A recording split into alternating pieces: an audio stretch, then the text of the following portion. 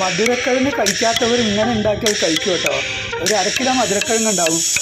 ചെറിയ പീസായിട്ട് മുറിച്ചിട്ട് കഴുകി വെള്ളം ഒഴിച്ച് വെച്ചിട്ട് ഇതൊന്ന് വേവിച്ചെടുക്കണം.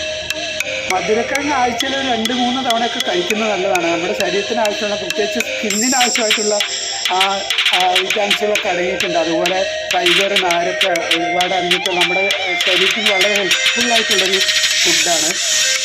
രാവിലത്തെ ബ്രേക്ക്ഫാസ്റ്റായിട്ട് അല്ലെങ്കിൽ എപ്പോഴെങ്കിലും ഇടനേരങ്ങളിലൊക്കെ ഒരു നേരത്തെ ഭക്ഷണമായിട്ട് ഈ മധുരക്കിഴങ്ങ് നല്ലതാണ്. പണ്ട് കാലങ്ങളിലൊക്കെ നമ്മളൊക്കെ അവഗണിച്ചിരുന്ന ഒരു ഭക്ഷണമാണ് ഈ മധുരക്കിഴങ്ങ് എന്ന് പറയുന്നത്. ഇപ്പോൾ എല്ലാവർക്കും അതിൻ്റെ ഗുണങ്ങളൊക്കെ മനസ്സിലായി തുടങ്ങിയിട്ടുണ്ട്. പ്രത്യേകിച്ച് പ്രായമുള്ള ആളുകൾക്കൊക്കെ മധുരക്കിഴങ്ങ് ആഴ്ചയിൽ 2-3 പ്രാവശ്യം കഴിക്കുന്നത് നല്ലതാണ്. ചോറ് അതുപോലുള്ള അരിഭക്ഷണങ്ങളൊക്കെ നമ്മൾ പരമാവധി കുറയ്ക്കണം. ചോറൊക്കെ ഒരു നേരം കഴിക്കുന്നതാണ് എപ്പോഴും നല്ലത്. കുറേയൊക്കെ ഫാസ്റ്റ് ഫുഡൊക്കെ ഒഴിവാക്കിയിട്ട് ഇങ്ങനെയുള്ള ഭക്ഷണങ്ങളൊക്കെ കഴിക്കുന്നത് എപ്പോഴും നല്ലതാണ് കേട്ടോ. ഇങ്ങനെ ഉണ്ടാക്കുമ്പോൾ മധുരക്കിഴങ്ങിൻ്റെ മധുരമൊന്നും ഉണ്ടാവില്ല, ചെറിയൊരു മധുരം ഉണ്ടാവില്ല. വളരെ ടേസ്റ്റി ആയിട്ട് ഏത് കഴിക്കാത്തവരും കഴിക്കും ഇങ്ങനെ ഉണ്ടാക്കിയാൽ. അപ്പോൾ ഫ്രണ്ട്സ്, ഇതുപോലെ ഒന്ന് ഉണ്ടാക്കി നോക്കുക. എല്ലാവരും ഇതുപോലെ ഒന്ന് ഉണ്ടാക്കി നോക്ക്.